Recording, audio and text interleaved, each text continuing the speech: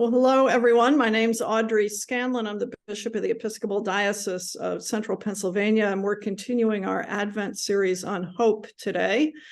Today, we have a special guest from Saint James in Lancaster. We have the Reverend Shayna Watson. So welcome, Shayna. Thank you so much, Bishop Scanlan, for having me. It's great to have you. Now, you may not know this, but you're speaking for all of the priests in the diocese this morning. I will try to represent for my siblings in Christ. One of the things that's been important to me as we do these interviews on the theme of hope is to hear from all the different orders of ministry. So we've had two lay people. One of them was a youth who participated. Last week we heard from our deacon Jim Jenkins. Next week, we'll hear from one of my brother bishops in a neighboring diocese. You may have a wild guess who it's going to be. But today, you are representing the order of the priesthood. And I'm just delighted to have you had said yes, or whatever that sounds like. Yeah. Before we get to that, tell me what's happening at St. James in Advent. Is there anything special going on, or? Sure. It's much like all other parishes, St. James is busy during this Advent season. We are excited to continue with our traditions. So we'll have the St. Nicholas Mass this Saturday, December 9th. We'll have St. Nicholas coming down the main street here in Lancaster on Duke Street on a horse-drawn sled. So that's going to be exciting. So everyone will gather around 3:30, 3:40 to witness that. There will be a live nativity next to our churchyard where there will be little baby farm animals that are very engaging. They were here last year and everyone loved them. It was almost like pet therapy. And following that, starting at 4 p.m., we'll have the St. Nicholas Mass, where it will be a brief Mass, family friendly. And then following the Mass, we will go to some cocoa and cookie refreshments and continue to enjoy one another in fellowship. So that's all this Saturday, December 9th. On Saturday, December 16th, we'll have our Festival of Lessons and Carols. So that's always wonderful. I love lessons and carols, whether it's the Advent version or Christmas or some other type of contextualized version of lessons and carols. And that is Saturday, December 16th at 5 p.m. And much like everyone else, we will observe Advent 4. On Sunday morning, December 24th, we'll have our usual service times, 8:30 and 10:30. And then that evening, we will observe Christmas in the form of the Christmas Vigil. So our children, youth, and families pageant at 4:30. We'll have Mass at 7:30. And then our midnight Mass begins at 10:30 with like a 30-minute prelude. So it's really nice music, a little bit of hymn singing prior to the start at 11 o'clock. So busy schedule and partnerships with our local parishes. Hope Episcopal Church will host their Blue Christmas Mass. The date escapes me, but we're all going over to Hope for Blue Christmas on, I imagine, December 21st, but I have to confirm with Father Bradley. But yeah, so lots in store this season. That's wonderful. So if people wanted to show up to see St. Nicholas, what time is he making his appearance? Or he's making his appearance around 3:30. We have the time at 3:30, but we invited folks to kind of be flexible just in case the horse gives him some trouble. So 3:30, he should be coming down Duke Street, and then he will also make an appearance during the Mass. He will offer the homily, which is pretty much him sharing his story about his time of service in Myra as the Bishop of Myra. Excellent. Does he wear a mitre and have a crochet? Yes. It's the whole thing. Yes. That's worth the drive, I think. Well, thank you. It sounds busy like every church at this time of year, but when I hear about all of these different services, I know that they're not just for the parishioners who come Sunday by Sunday, but that there's a much broader appeal at this time of year. So it's a real opportunity for us to share the good news, and you're doing it in really beautiful ways. So thank you. Thank you. Yeah. So I asked you to think with me a little bit about the theme of hope. Some churches talk about joy, peace, love, or hope during Advent, sometimes all four. For some reason this year, I got stuck on hope. And I think it's so important because hope to me kind of draws us into the future, but it also gives us the energy, I think, the ability to hope.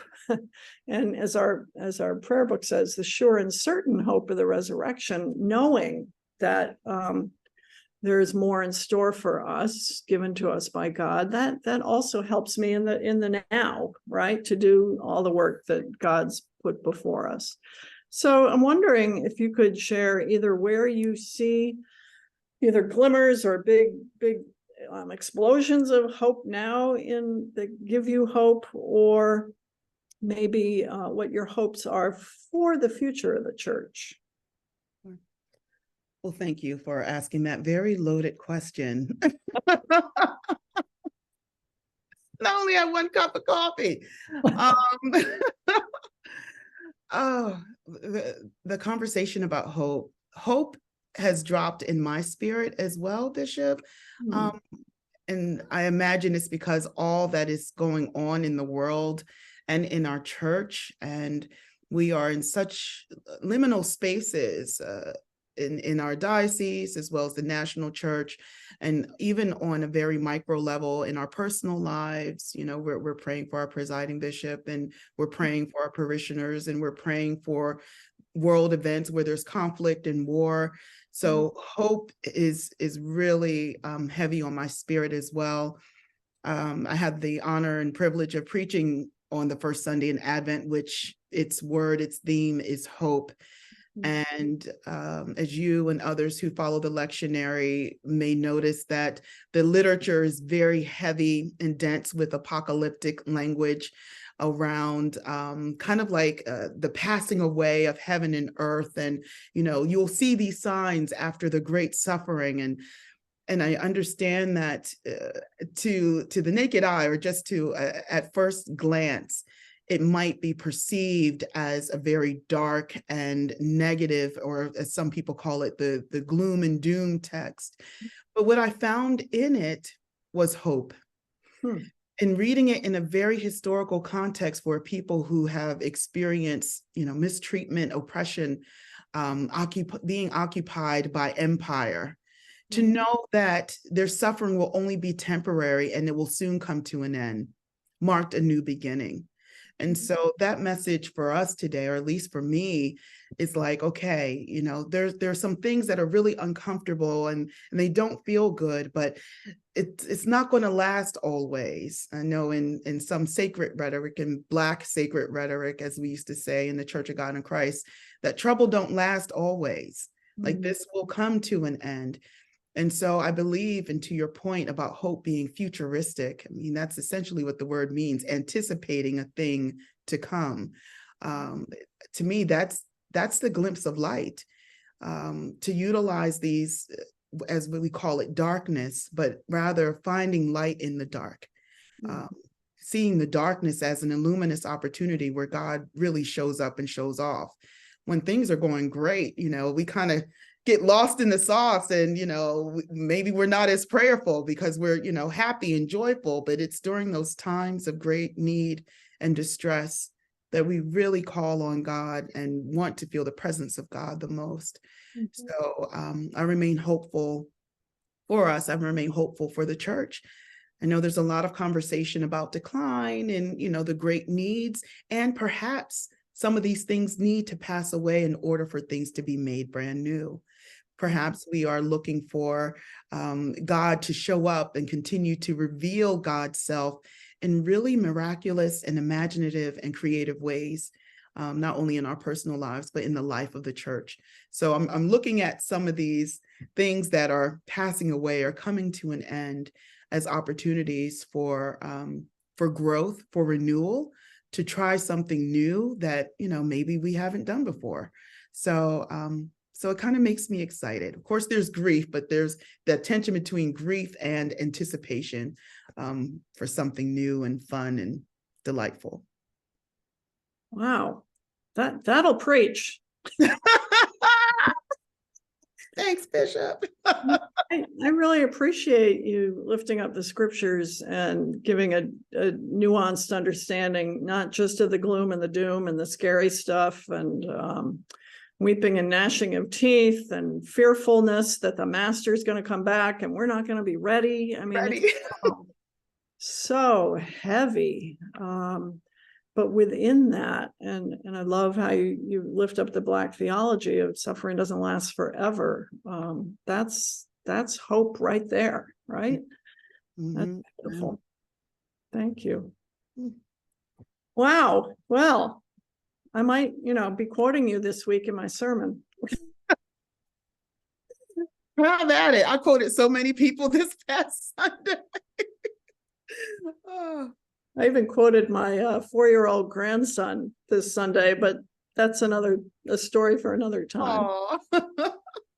Well, listen, thank you. I know you have a meeting to run to, but I am so grateful for you being here and speaking with us, and many, many blessings to you and the rest of this Advent season, to you and the people at Saint James, and to your family as well. So take care. Same to you, Bishop Scanlan. Thank you again for this. Bless. All right.